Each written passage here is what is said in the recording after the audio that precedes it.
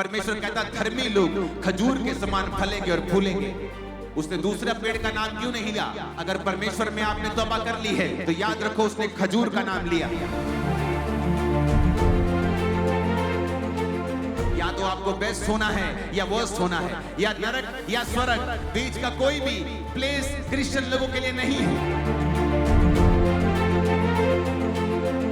परमेश्वर के भवन में रोपा हुआ होना चाहिए अगर आप परमेश्वर की मर्जी को पूरा होते हुए देखना चाहते हैं। परमेश्वर बीमारियों का रचन करता नहीं है, परमेश्वर दुखों को रचने वाला नहीं है। ये इंसान ने खुद पाप के द्वारा लिए हैं। आदम और हवा ने सिन के द्वारा इन सभी दुखों को और नॉनसेंस को अपनी जिंदगी में लिया है। आपकी जिंदगी से वो नॉनसेंस खत्म होती है जब आप प्रभु यीशु मसीह को अपना उद्धारकर्ता ग्रहण करते हैं। और फिर से आदम और हवा के पास जो जीवन था, अनंत जीवन और बहुतायत का जीवन, वो पाप रहित जीवन जो परमेश्वर ने उनके लिए बनाया था, और वो आनंद में जीवन बिना डिप्रेशन और बिना बीमारियों का, आप फिर से उसे हासिल कर सकते हैं। कैसे?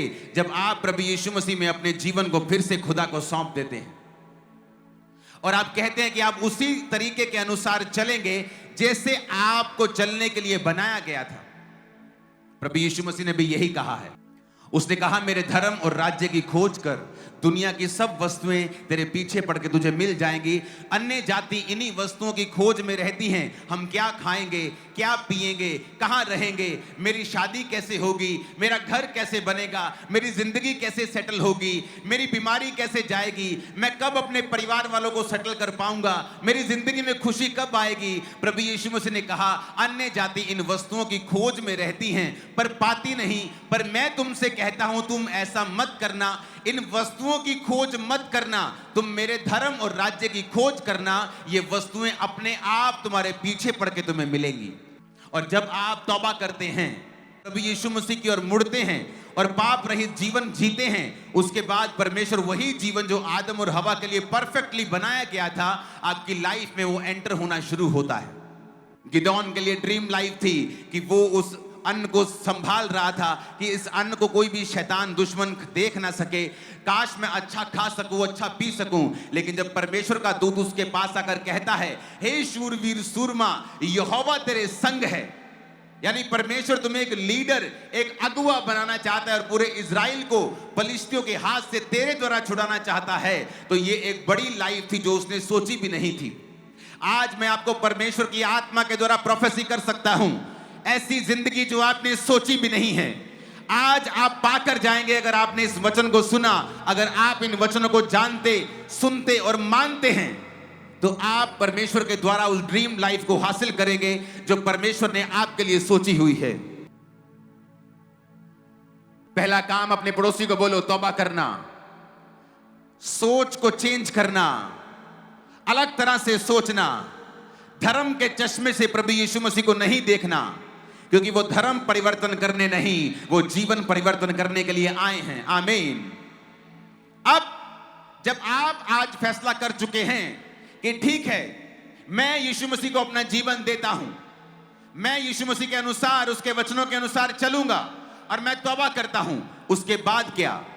उसके बाद के वचन आज आप सुनेंगे। अब आज आपकी लाइफ में आपको क्या करना है, अपनी लाइफ के अगले स्टेप्स में आपको क्या करना है, ताकि परमेश्वर आपको उस ड्रीम लाइफ की ओर अंश अंश करके ले चले। क्योंकि वचन कहता है आपका जीवन अंश अंश करके उसी के स्वरूप में बदलता है। यानी परमेश्वर थोड़ा थोड़ा करके फिर आपको उस लाइफ की ओर लेके जाते हैं जो परमेश्वर ने आपके लिए सोच के रखी है। जब उसने इजराइलियों को छुड़ाया मिस्र से, तो वचन कहता है परमेश्वर ने कहा मैं सारे देशों को तेरे सामने से एकदम से दूर नहीं करूंगा, ऐसा ना हो कि जंगली जंतु आकर तुमको मारने लगे। तो मैं धीरे धीरे करके, अगर तू मेरे वचन के ऊपर चलेगा, मेरी आज्ञाओं को मानेगा, जो मैं कहूंगा वो करेगा, तो मैं धीरे धीरे करके उनको तेरे आगे से दूर करूंगा और वो सब वायदे तेरी जिंदगी में पूरे करूंगा जिस वायदों के साथ मैंने तुम्हें मिस्र से बुलाया है। आज बीदर के लोगों, परमेश्वर के पवित्र लोगों, संतों, मैं आपसे कहना चाहता हूं, परमेश्वर उस परफेक्ट लाइफ को, उस ड्रीम लाइफ को जो उसने आपके लिए सोची है, चाहे आप लाखों में यहां मौजूद हैं, परमेश्वर के लिए आपके पास हर एक के लिए एक मास्टर प्लान है। और अगर आपने वचन को सुना, आप प्रभु के पीछे चले, आज के वचन को फॉलो किया, जल्दी यीशु मसीह के नाम में उस ड्रीम लाइफ में आप एंटर कर जाएंगे जो परमेश्वर ने आपके लिए, आपके बच्चों के लिए और आपकी जनरेशंस के लिए रखी है। आमीन। ऊंचा चाहिए बीदर के लोगों। बाइबल कहती है जिस दिन आप प्रभु यीशु मसीह में आते हैं, कल आपने तौबा की और कहा, प्रभु मैं पापों से मन फिराता हूं, अब मैं रिश्तेदारों की तरह नहीं सोचूंगा, मीडिया की तरह नहीं सोचूंगा, धर्म परिवर्तन के बारे में नहीं सोचूंगा, क्योंकि तू मेरा धर्म नहीं, मेरा जीवन बदलने के लिए आया, मुझे वचन मालूम हो गए हैं। अब आगे क्या? जिस दिन आप प्रभु यीशु मसीह को अपना जीवन देते हैं, उसके बाद हमें अगले स्टेप्स उठाने पड़ते हैं। अब हम पढ़ेंगे भजन संहिता 92 और प्रेरितों के काम 4, इन दोनों वचनों को हम पढ़ेंगे। और पहले हम भजन संहिता 92 उसकी 12 और 13 आयत को पढ़ेंगे। उसमें लिखा है, धर्मी लोग खजूर के समान फूलेंगे फलेंगे, लबानोन के देवदार के समान बढ़ते ही रहेंगे। वे यहोवा के भवन में रोपे जाकर और हमारे परमेश्वर के आंगनों में फूलेंगे और फलेंगे। मेरे प्रियो, परमेश्वर के पवित्र लोगों, परमेश्वर के प्रिय लोगों, जिनसे परमेश्वर प्यार करता है, मैं आपसे बात कर रहा हूं, ये परमेश्वर की मर्जी है। कहता धर्मी लोग खजूर के समान फलेंगे। खजूर के पेड़ को अगर आप रेगिस्तान में जाएंगे तो बाहरी वातावरण की जरूरत नहीं पड़ती है, वो रेगिस्तान में रहकर भी फल ला सकता है, रेगिस्तान में रहकर भी वो दूसरों को मिठास दे सकता है। परमेश्वर ने कहा धर्मी लोग खजूर के समान फलेंगे। तुम्हारे आसपास मंदी चल रही होगी, तुम्हारे आसपास कोविड चल रहा होगा, तुम्हारे आसपास युद्ध चल रहे होंगे, पर फिर भी तुम फलोगे और फूलोगे और फल लेके आओगे। परमेश्वर कहता है हमारा जीवन बाहरी राज्य के ऊपर निर्भर नहीं करता। एक मसीही जीवन इस बात पर निर्भर नहीं करता कि इकोनॉमी का हाल क्या है, उसके मोहल्ले में क्या हो रहा है, देश में क्या हो रहा है। परमेश्वर उसे उस खजूर के समान जो उस रेगिस्तान में भी फल लाता है, रेगिस्तान में भी हरा रहता है, सूखता नहीं है, परमेश्वर कहता धर्मी लोग खजूर के समान फलेंगे और फूलेंगे। उसने दूसरा पेड़ का नाम क्यों नहीं लिया, खजूर का नाम क्यों लिया? अगर आप रेगिस्तान में जाएंगे, मैं दुबई में जब जाता हूं, मिडिल ईस्ट कंट्रीज में जाता हूं, वहां धूप होती है, हर चीज सड़ जाती है, रेत ही रेत होती है, पर आप देखो रेत के बीच में कहीं खजूर का पेड़ लगा है, वो फल भी दे रहा है, उसके पत्ते भी हरे हैं। इसलिए परमेश्वर ने खजूर के पेड़ का नाम आप लोगों के लिए लिया।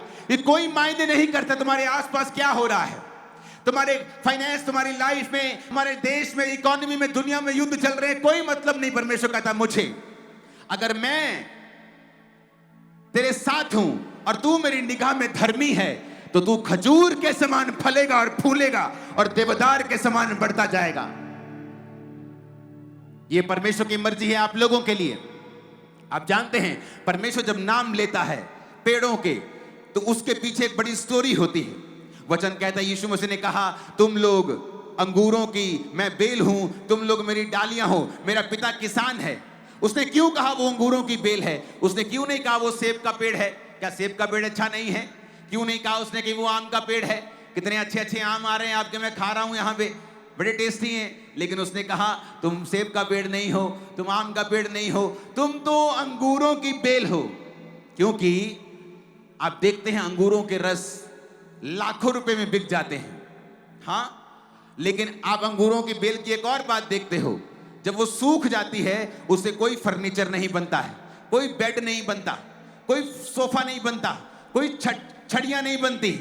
वचन कहता है जब अंगूरों की बेल सूख जाती है तो लोग उसे बटोर कर आग में जला देते हैं। तो परमेश्वर कहता है तुम अंगूरों की बेल हो, अगर तो तुम मेरे साथ जुड़े रहोगे तो बहुत फल लाओगे और दूसरों से अधिक कीमती होगे, दूसरों से अधिक तुम शोभायमान होंगे। लेकिन अगर तुम मुझ में रहे और तुमने फल नहीं लाया, तो सेब का पेड़ जब सूख जाता है तो उसका फर्नीचर बन जाता है, लेकिन अगर मसीही व्यक्ति बिगड़ेगा तो उसकी हालत दूसरे लोगों से, दूसरे पापियों से भी कहीं अधिक बदतर होगी। इसीलिए परमेश्वर ने आपके लिए अंगूरों की बेल का और अंगूरों की टहनियों का, उस बेल की टहनियों का एग्जाम्पल लिया। इसलिए परमेश्वर की हर एक बात में दम है। उसने क्यों कहा? क्योंकि अगर अंगूरों की बेल सूख जाए तो वो फर्नीचर बनाने के काम नहीं आती है, वो सिर्फ जलाने के काम आती है। परमेश्वर ने आपको नमक क्यों कहा? तुम पृथ्वी का नमक हो। या तो कहते तुम सब चीजों को टेस्टी कर दोगे। आप महंगे से महंगा सब्जी लाओ, हाँ महंगे से महंगा मीट लाते हैं, अगर उसमें नमक नहीं डालते तो कोई काम का नहीं। वो हजारों रुपए का मसाला किसी काम का नहीं आता, टेस्ट ही नहीं आता। एक रुपए के नमक से सारी सब्जी का टेस्ट ही चेंज हो जाता है। परमेश्वर कहता है तुम पृथ्वी का नमक हो, अगर तुम नहीं होगे तो इस संसार को प्रिजर्व नहीं वो रख पाएगा। ये संसार आज प्रिजर्व है, नमक आपको सुरक्षित रखता है। अचारों में डालते हैं, क्यों? ताकि वो अचार को खराब होने से बचाता है। तुम इस धरती पे हो तो इसीलिए परमेश्वर धरती को खराब होने से बचा रहा है, क्योंकि तुम पृथ्वी का नमक हो। पर उसने एक और बात बोली है, कहता अगर नमक खराब हो जाए तो वो ठीक नहीं किया जा सकता, उसे चुनकर ठीक नहीं किया जा सकता। दाल खराब हो जाए तो लेडीज चुन लेती हैं, चलो कंकड़ चुन लेते हैं, थोड़ा सा मेहनत लगेगी ठीक कर लेंगे।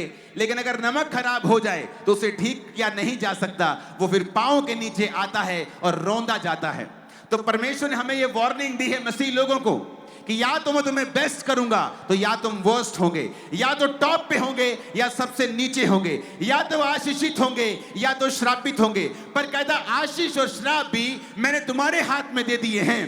अगर तुम मेरे वचनों को सुनोगे, मेरे वचनों को मानोगे, तो मैं इस दुनिया की सारी उत्तम से उत्तम तेल, उत्तम से उत्तम गेहूं, आशीषें मैं तुमको दूंगा।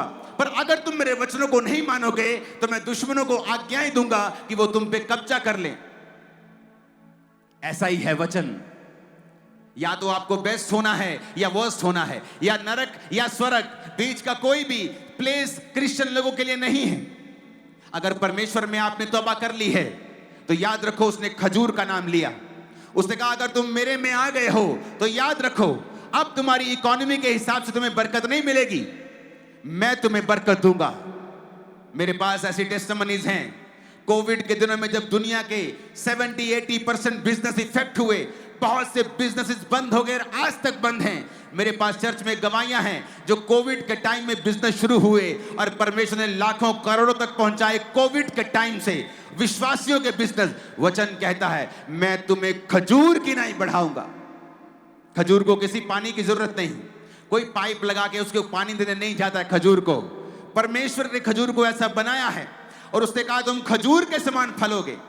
और आगे वो क्या कहता है 13 आयत में, कहता वो यहोवा के भवन में रोपे जाकर हमारे परमेश्वर के आंगनों में फलेंगे और फूलेंगे। जब आप तौबा कर लेते हैं, मोस्टली लोग ये गलती करते हैं, ज्यादा पढ़े लिखे लोग ये गलती ज्यादा करते हैं, ज्यादा अमीर और ज्यादा गलती करते हैं। वो ये सोच लेते हैं हम परमेश्वर को मानते हैं लेकिन हमें किसी भी लोकल चर्च का हिस्सा बनने की जरूरत नहीं है। हम इंटरनेट पे अच्छे पास्टर का वचन सुन लेंगे, हम अंकुर नूरुल्लाह मिनिस्ट्री का वचन सुन लेंगे, लेकिन हमें चर्च जाने की जरूरत नहीं है। लेकिन वचन कहता है तुम परमेश्वर के भवन में रोपे जाओगे, तुम परमेश्वर के भवन में रोपे जाकर, those that be planted in the house of the Lord shall flourish in the courts of our God। यहोवा के भवन में पहले तुम रोपे जाओगे। जैसे धान रोपते हैं ना, आप बहनें धान लगाती हैं तो रोपते हैं धान को, ऐसे कहता तुम यहोवा के भवन में रोपे जाओगे। अगर तुम विश्वासी हो, अच्छे विश्वासी हो, कम विश्वासी हो, हर एक विश्वासी लोकल चर्च के साथ जुड़ा हुआ होना चाहिए, नहीं तो वो फलवंत नहीं हो सकता है। परमेश्वर उसकी जिंदगी में वो कार्य नहीं कर सकता जिसके लिए परमेश्वर ने उसे बुलाया है। वचन कहता है बड़े बड़े प्रेरित, बरनबास एक बड़ा प्रेरित था, परमेश्वर के दास पौलुस के साथ परमेश्वर ने बड़ा उसे इस्तेमाल किया। लेकिन अगर आप उसकी स्टोरी पढ़ें तो वो एक बोने वाला विश्वासी था जो आरंभिक कलीसिया में था और उसने अपनी सारी प्रॉपर्टी को परमेश्वर के प्रेरितों के पांव में रख दिया था। यानी वो बोने वाला व्यक्ति था। उसने इसीलिए बोया क्योंकि वो उस कलीसिया की जरूरतों को जानता था, वो इसीलिए जानता था क्योंकि वो वहां जाता था, वो वहां उस कलीसिया का हिस्सा था। तो जब वो उस कलीसिया का हिस्सा था, परमेश्वर ने उसके दिल में बोझ डाला।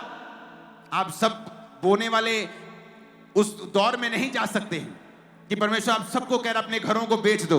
अलग अलग बुलाहट है, कोई गरीब है वो इतना नहीं बो सकता है, लेकिन हर एक व्यक्ति परमेश्वर के भवन में रोपा हुआ होना चाहिए। अगर आप परमेश्वर की मर्जी को पूरा होते हुए देखना चाहते हैं। वहां और भी लोग थे चर्च में, कहते चर्च में जी हमारे विधवाओं को कोई ध्यान नहीं रखा जाता। प्रेरित कहते हमसे तो नहीं होगा कि हम खाना बनाने में लग जाएं, हम तो वचन और प्रार्थना की सेवकाई में लगे रहेंगे। ये 7 लोग चुन लो। कहां से चुने गए? उसी कलीसिया से 7 लोग चुने गए, बाहर से थोड़ी चुने गए, कलीसिया के बाहर से थोड़ी चुने गए। उन्हीं 7 लोगों में फिलिप्पुस था, स्तिफनुस था, वो स्टीफन जिसने परमेश्वर को शरेआम देखा, स्वर्ग को खुलता हुआ देखा, वो उन्हीं 7 में से था। आप कलीसिया में नहीं हैं क्योंकि कोई बात हो गई। आपके परिवार में लाखों बातें होती हैं रोज। आपका हस्बैंड आपको गाली निकालता है कई बार, आपका बच्चा आपसे मिसबिहेव करता है, आप घर तो नहीं छोड़ती हैं। फिर चर्च कैसे छूट जाता है? कोई वॉलंटियर ने कुछ कह दिया, आपके घर में भी बहुत बातें होती हैं, आपकी सास कह देती है, आपकी बहू कह देती है, आप तो घर नहीं छोड़ते, फिर चर्च कैसे छोड़ दिया? क्योंकि अगर आप सच में चर्च को अपना आत्मिक घर मानते हैं, हाउस ऑफ द लॉर्ड मानते हैं, खुदा का घर मानते हैं, फिर आप चर्च मिस नहीं कर सकते हैं। कोई इशू है तो आप सॉल्व करेंगे, अपने पास्टर से बात करेंगे। लेकिन बाइबल कहती है तुम परमेश्वर के भवन में रोपे जाओगे और परमेश्वर के आंगनों में फलोगे। अगर आप परमेश्वर के भवन में रोपे नहीं गए हैं तो जाइए और अपने आप को रोपिए।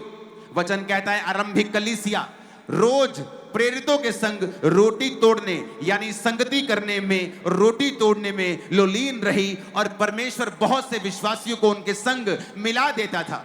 कोई भी अपनी संपत्ति अपनी नहीं कहता था, बल्कि सब लोग अपनी अपनी प्रॉपर्टी बेचकर एक दूसरे लोगों का इंतजाम करते थे। किसी का कर्जा उतरता था, किसी के घर की शादी होती थी तो कलीसिया के पैसों से सारे काम सुसमाचार के होते थे। इसीलिए वो कलीसिया आशीषित थी। उन कलीसियाओं से प्रेरित निकलते थे, उन कलीसियाओं में चंगाई करना आसान था, उस कलीसिया में शैतान का प्रभाव नहीं था, क्योंकि वो कलीसिया परमेश्वर के भवन में रोपी गई थी।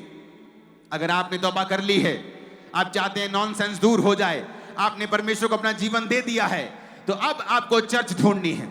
वो चर्च जहां पर बाइबल बेस्ड आपको शिक्षाएं दी जाएं, जहां पे चंगाई का विरोध ना किया जाए, चाहे वो चर्च चंगाई करे चाहे ना करे, जहां पे दूसरे पास्टर्स का, दूसरी डिनोमिनेशन का, कैथोलिक्स का, सीएनआई का, पेंटिकोस्टल्स का विरोध ना हो।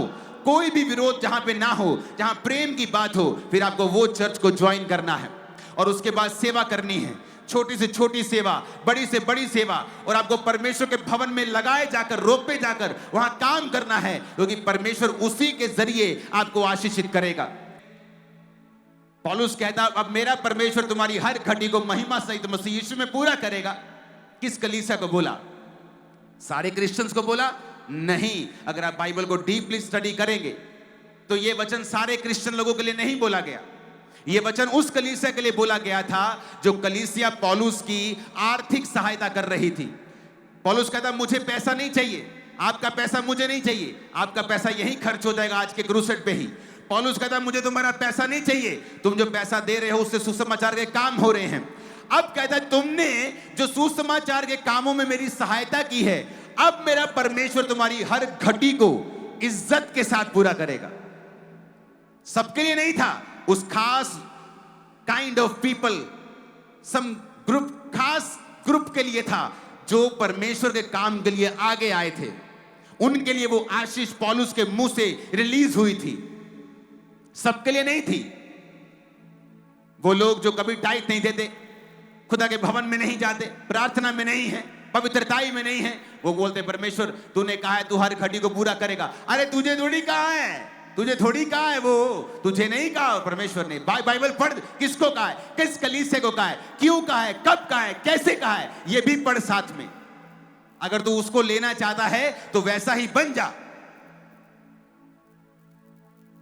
मेरे पास सब लोग बोने वाले नहीं हैं, लेकिन कुछ प्रार्थना करने वाले लोग हैं, पवित्रताई में रहकर प्रार्थना करने वाले लोग हैं, चर्च में सेवा करने वाले लोग हैं। इसलिए बाइबल कहती है जो परमेश्वर के भवन में रोपे जाओगे, फिर उसके आंगनों में फलोगे और फूलोगे। अपने पड़ोसी को ऊंची आवाज में बोलो ताकि तुम्हारा पड़ोसी मिस ना कर जाए। बोलो चर्च जाना है। नहीं, आवाज नहीं आई मेरे को, आई नहीं, अभी नहीं आई मेरे को आवाज। हिलाओ पड़ोसी को, बोलो चर्च जाना है। मिस नहीं करना है। आमीन, आमीन। तो पहला काम है चर्च जाना है, एक बाइबल बेस्ड चर्च ढूंढना है, जीवित चर्च ढूंढना है और उस चर्च को अटेंड करना है और वहां पर सेवा करनी है, परमेश्वर के कामों को वहां पे करना है। अपने पास्टर के लिए सिरदर्दी नहीं बनना, नहीं तो खुदा से भी तुम सिरदर्दी हासिल करोगे। अपने पास्टर के लिए सिरदर्द की गोली बनना है। आमीन। बोझ को उठाना है ताकि परमेश्वर तुम्हारे बोझ को उठाए। लोगों को यह सीक्रेट मालूम नहीं है, वो अपनी चर्च के लिए उन्नति का कारण नहीं है, वो अपनी चर्च के लिए लड़ाई झगड़े का कारण है, अपने पास्टर के लिए सिरदर्द का कारण है। वो भूल जाते हैं आपके पास्टर को, आपको परमेश्वर ने एक मकसद के लिए इकट्ठा किया है। वो मकसद है खुदाबंद के नाम की महिमा करना, इकट्ठे होकर परमेश्वर के नाम की स्तुति करना और मैसेज को दूसरे लोगों तक लेके जाना। जब मेरी कलीसिया बड़ी हो रही थी, मैं 500 से 10,000, 20,000, 25,000 जा रहा था, तो मेरी कलीसिया ने मेरा बहुत साथ दिया। मैं बोलता हूँ मेरी कलीसिया दुनिया की सबसे बेस्ट कलीसिया है। उन्होंने कभी मुझे प्रेशराइज नहीं किया, आप मेरे घर में नहीं अब आते, अब आप ज्यादा बढ़ गए हैं, हमारे घर में अब विजिट नहीं करते। उनको मालूम था हमारा पास्टर एक बड़ा काम कर रहा है, वो सुसमाचार लेके जा रहा है, स्टेट्स में, देशों में, अलग अलग जगहों के ऊपर वो जा रहा है। हमें उसका साथ देना है, हमें उसे प्रेशराइज नहीं करना है, हमें उसे ताने नहीं देने हैं, हमें उसका साथ देना है, क्योंकि हमारा दर्शन बड़ा है। तो क्या हुआ, मेरी कलीसिया आशीषित होने लगी, परमेश्वर उसको जल्दी चंगा करने लगे, उसको छुड़ाने लगे, फाइनेंशियली ब्लेस करने लगे और जल्दी जल्दी जल्दी हम बड़े होने लगे। आज हम भारत की सबसे बड़ी कलीसिया बन गए। इसी रीति के साथ उन्होंने उस दर्शन को सपोर्ट किया, विरोध नहीं किया, सपोर्ट किया। अपने पड़ोसी को बोलो सपोर्ट करना है। आमीन।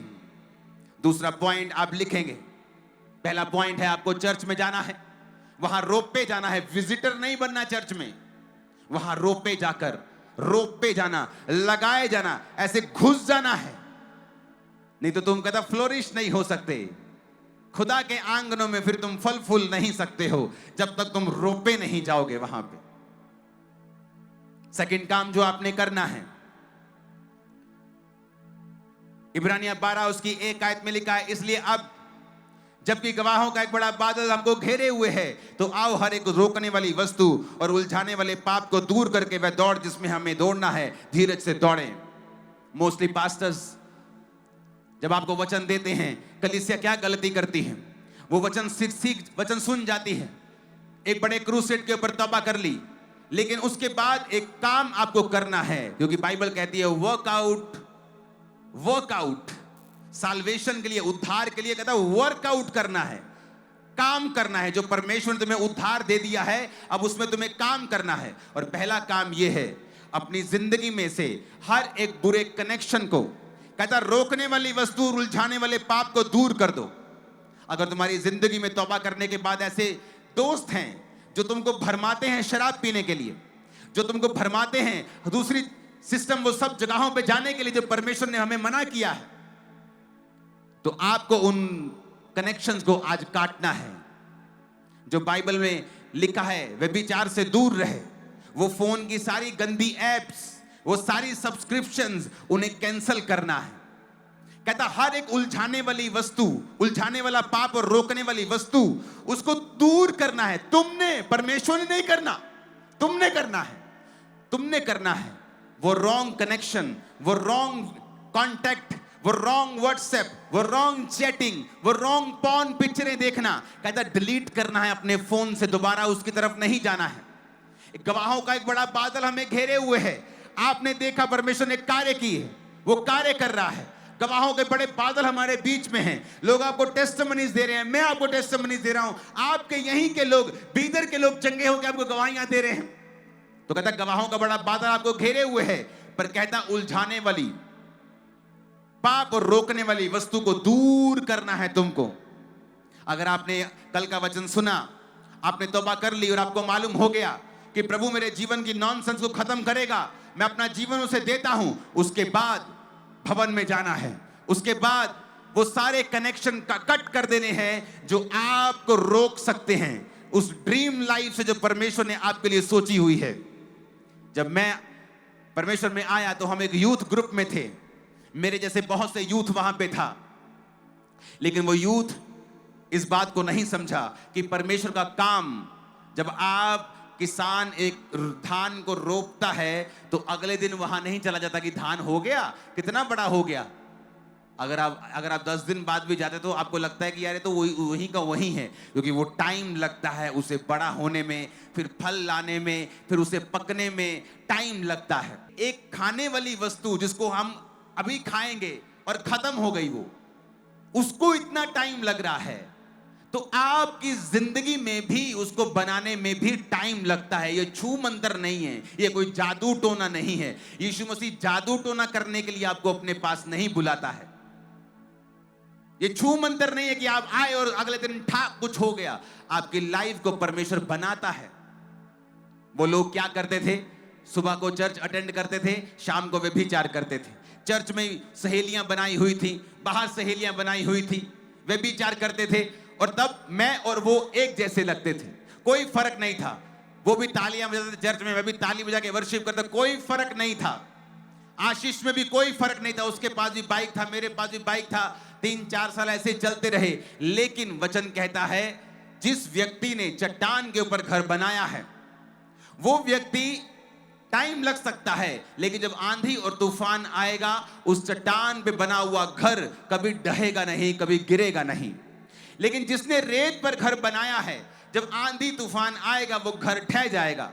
उनका घर रेत के ऊपर था, क्योंकि व्यभिचार करना, पाप करना, चर्च में भी आ जाना, वचन भी सुन लेना, कोई इंस्ट्रूमेंट भी बजा देना, सेवा भी कर लेनी, पाप भी कर लेना, पर परमेश्वर उनकी लाइफ में कुछ कर नहीं पाया। जब जिंदगी ने हिट किया, जब जिंदगी की रियलिटी ने हिट किया, तो मैं उनसे कहीं दूर, कहीं ऊपर और कहीं आशीषित हो चुका था। आज वो एक नॉर्मल जीवन जी रहे हैं, क्रिश्चियन हैं, आज भी तौबा कर चुके हैं, अब वचन को समझ चुके हैं, लेकिन उनकी जिंदगियां उस लेवल पे नहीं आई, अभी बाद में चली जाएंगी, ये बात अलग है। क्योंकि अब वो वचन को समझ गए कि हमने समय को वेस्ट कर दिया, हम अपनी आंखों के अनुसार चलते रहे, हम समझे नहीं कि हमें उलझाने वाले पाप को, जो शैतान ने उलझाने के लिए भेजा है कि ये आदमी परमेश्वर की ड्रीम लाइफ को हासिल ना करने पाए, हम समझ नहीं पाए। लेकिन मैं समझ पाया, इसलिए मैं उनसे अलग हुआ। धीरे धीरे परमेश्वर ने बढ़ाया और फिर इतना ऊंचा किया कि उनमें और मुझ में आज कंपैरिजन नहीं कर सकते हम। अपने पड़ोसी को बोलो, रोकने वाली वस्तु, उलझाने वाला पाप तुम्हें खुद दूर करना है। आमीन। ऊंचा बोलो, पूरा बीदर सुने। तो दूसरा पॉइंट आपने सुना कि अपनी जिंदगी से हर एक रॉन्ग कनेक्शन, वो सारे कनेक्शन, जीसस ने क्या कहा बाइबल में? उसने कहा अगर तेरी आंख तुझे ठोकर दे, आंख, कहता अगर एक आंख तुझे ठोकर दे, कहता निकाल कर फेंक दे और काना होके मेरे राज में प्रवेश कर जा। कहता अगर एक टांग तुम्हें ठोकर दे, कहता काट के फेंक दे और लंगड़ा होके मेरे राज में प्रवेश कर जा। क्या वो कान, क्या है वो टांग? तुम्हारा भाई हो सकता है, तुम्हारा बेस्ट फ्रेंड हो सकता है, something very close to your heart हो सकता है। जो तुम्हारी आंख है, तुम्हारा टांग है, जिसके बिना तुम जी नहीं सकते, कहता अगर तुम्हें वो ठोकर देता है, वचन से दूर करता है, यीशु ने कहा उसे काट दे, लंगड़ा हो जा, कोई बात नहीं, प्रवेश कर जा मेरे राज्य में। इससे अच्छा कि 2 आंख और 2 टांग रहते हुए तू नरक की आग में डाल दिया जाए। जीसस का वचन बड़ा सिंपल है लेकिन पावरफुल है। अपने पड़ोसी को बोलो, कनेक्शन सारे गलत आज से खत्म कर देने हैं। आमीन।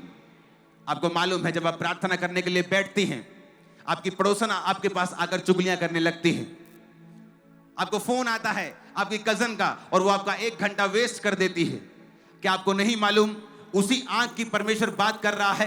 क्योंकि शैतान चाहता है कि तुम प्रार्थना से दूर रहो, तुम ऐसे कनेक्शंस में फंसे रहो जहां वो तुम्हें रोके रहे और उस लाइफ तक कभी ना पहुंचने दे। वो हमें सोचना है, वो हमें देखना है कि हमें उस जिंदगी को जो प्रभु ने मेरे लिए सोची हुई है वहां तक कैसे पहुंचना है, क्योंकि परमेश्वर हमें पहुंचाने के लिए तैयार है। सब बोलो आमीन। ऊंची आवाज में कहो आमीन। मेक श्योर, तीसरा पॉइंट, कि आपके आसपास के लोग वही हों जिनका विश्वास आपके जैसा है।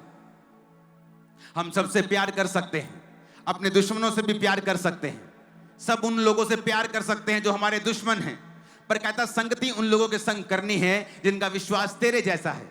अगर आपको लगता है आपकी सहेली का विश्वास आपके जैसा नहीं है और वो आपको भरमाती है या आपको गलत रास्तों पे लेके जाती है, आपको डिस्कनेक्ट होना है उससे। वचन कहता है जैसी तेरी संगति होगी वैसा ही तेरा चरित्र बन जाएगा। आप इतने मजबूत मत बने कि शैतान के सामने जाएं और कहें कोई बात नहीं, मैं बड़ा स्ट्रांग हूं। आप रोज शराबियों के बीच में बैठें और कहें नहीं नहीं मैं बड़ा स्ट्रांग हूं जी, मैं नहीं पीता। 6 महीने में आप पीने लगेंगे।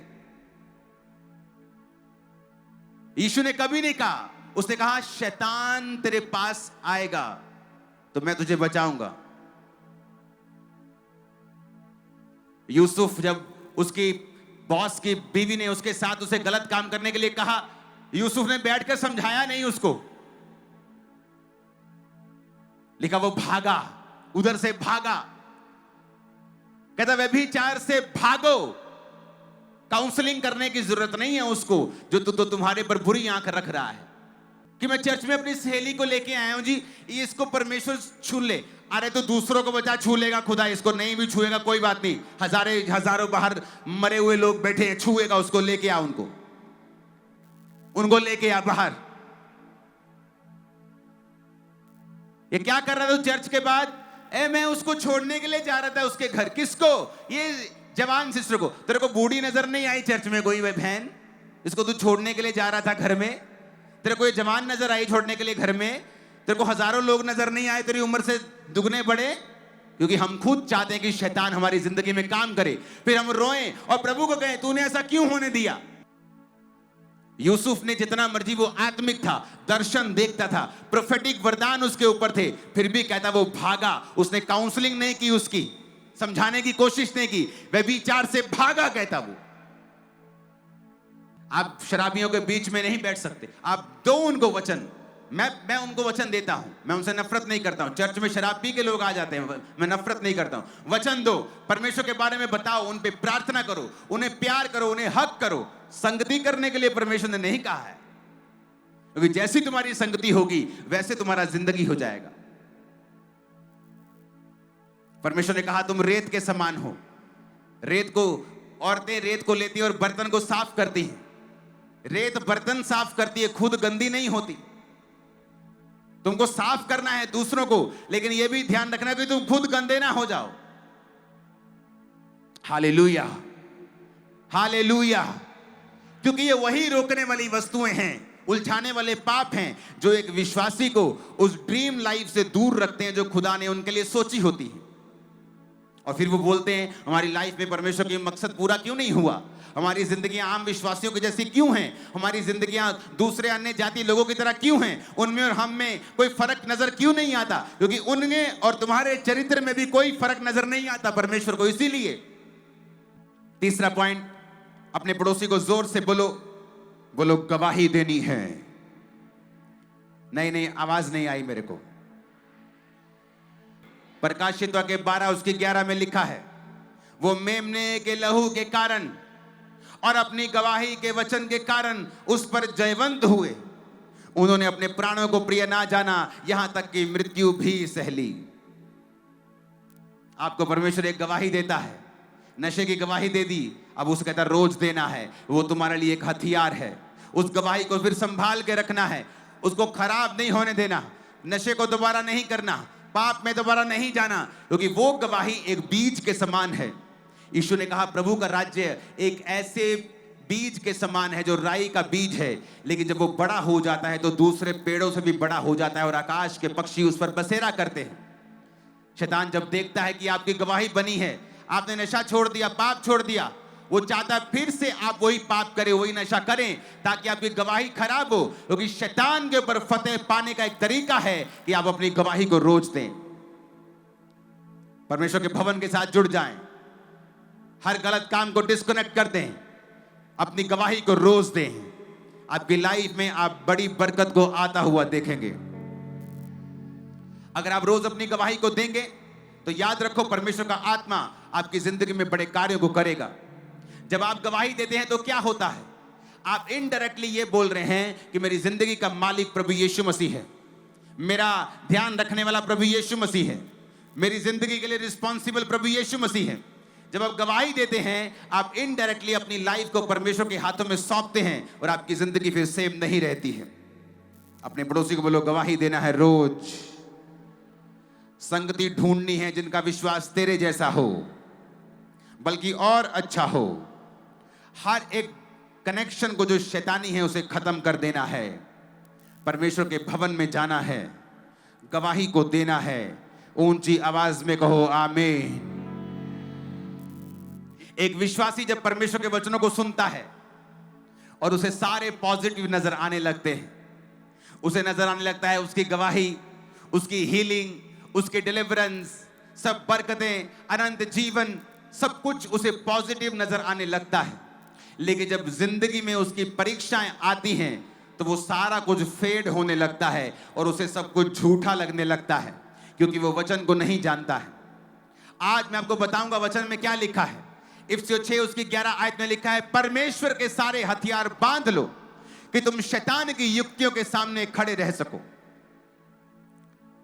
क्योंकि हमारा यह मल्ल युद्ध मांस और लहू से नहीं, परंतु प्रधानों, अधिकारियों और इस संसार के अंधकार के हाकिमों से और उस दुष्टता की आत्मिक सेनाओं से हैं जो आकाश में हैं।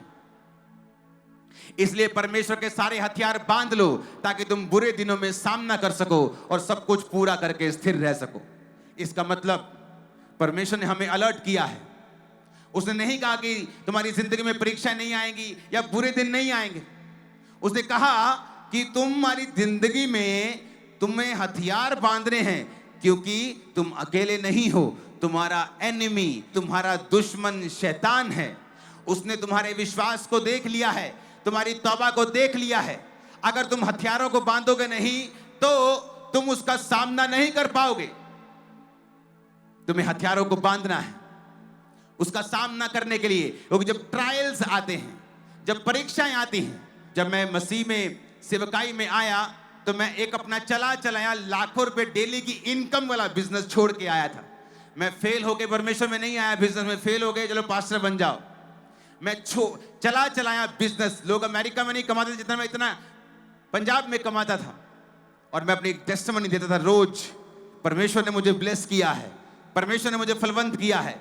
और एक दिन पंजाब में एक धार्मिक व्यक्ति की हत्या हो गई, फौरन में उसकी हत्या कर दी गई। और पंजाब में जलंधर में उन लोगों को, उस संत को मानने वाले बहुत अन्य जाति लोग थे, और वो बिगड़ गए और उन्होंने पूरे जलंधर को जला दिया। और मेरा लाखों करोड़ों का गोडाउन और दुकान भी उसी जगह पे थी और वो भी जल गया था। जब वो जल गया तो शैतान ने कहा, अब दे गवाही, अब हम देखते हैं तू क्या बोलता है, तू बड़ी टेस्टिमनी देता रहता ना, अब देखते हैं तू क्या करता है। मुझे मालूम था जब दाऊद ने नाले में से 5 पत्थर छांटे थे गोलियत को मारने के लिए, तो वचन कहता है वो 5 पत्थर चिकने थे, वो खरवे नहीं थे, ऊबड़ खाबड़ पत्थर नहीं थे। क्योंकि अगर वो ऊबड़ खाबड़ पत्थर गोफन से मारता तो जब ऊबड़ खाबड़ पत्थर से हवा टकराती, उसकी दिशा बदल जाती, वो कभी भी गोलियत के माथे पे नहीं लगता। तो दाऊद ने जिन पत्थरों को चुना वो प्रोफेटिक था, वो चिकने पत्थर थे नाले के। जब आप नाले में पत्थरों को देखते हैं तो ओवर द टाइम 100, 200, 400, 500, 1000 साल में जब पानी पत्थरों के ऊपर बहता रहता है तो वो उनके ऊबड़ खाबड़पन को खत्म कर देता है और वो चिकने हो जाते हैं। और लगातार पानी बहने के कारण वो पत्थर चिकने हो जाते हैं। और दाऊद ने उन पत्थरों को चुना, इसलिए चुना कि जब वो पत्थर को चलाए तो वो अपनी दिशा ना बदले बल्कि सीधा उसके माथे में घुस जाए। जब परमेश्वर आपको इस्तेमाल करना चाहता है और ऐसा इस्तेमाल कि उसके बाद आपकी लाइफ सेम नहीं रहती, तो वो आपको उन ट्रायल से, उन परीक्षाओं के पानी से आपको गुजरने देता है। आपको मारने के लिए नहीं, आपको दुखी करने के लिए नहीं, बल्कि आपको शेप में लाने के लिए कि वो आपको इस्तेमाल कर सके। मैं नहीं जानता था कि ये परीक्षा है, लेकिन मैं बहुत दुखी था। 50 लोग मेरी चर्च में आते थे।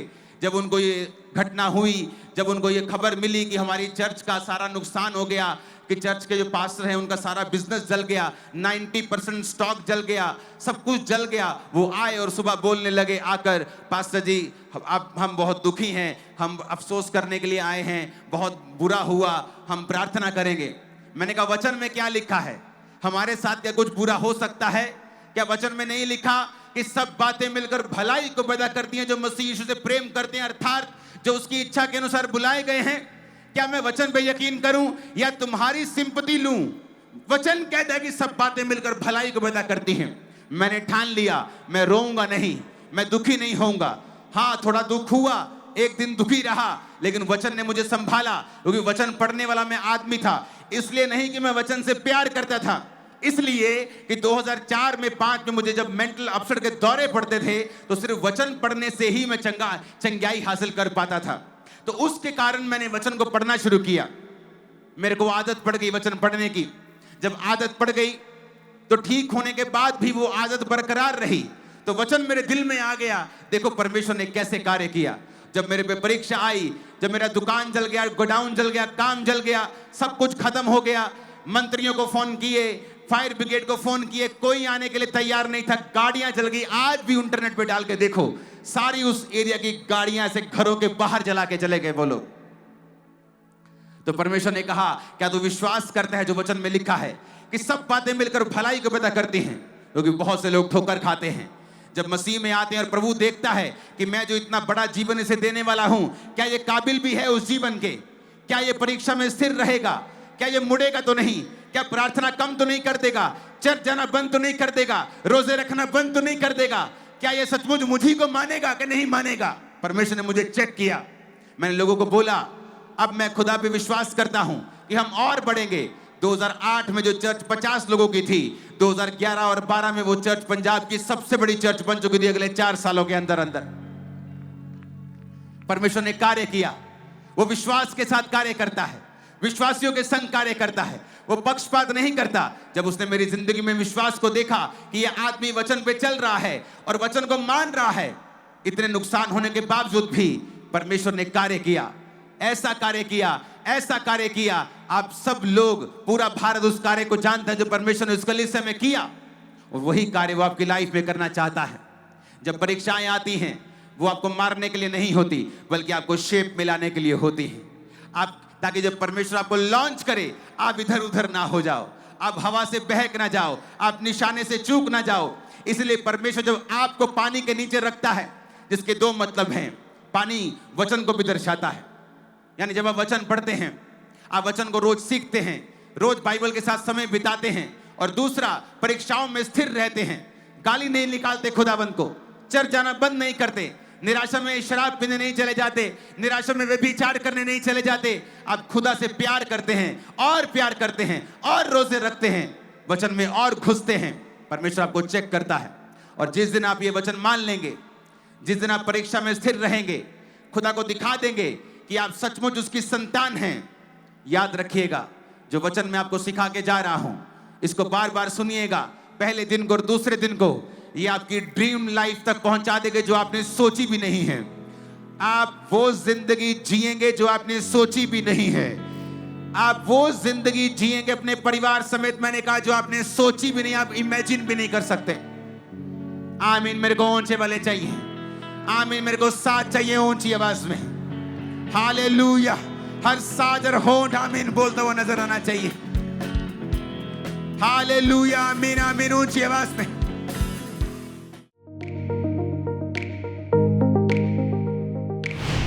परमेश्वर के दास के द्वारा दिए गए जीवित वचनों और गहरे आत्मिक भेदों को जानने के लिए आप हमारे YouTube चैनल को अभी सब्सक्राइब करें और बेल आइकन को दबाना ना भूलें, ताकि हर एक नई अपडेट और अनाउंसमेंट सबसे पहले आप तक पहुंच सके।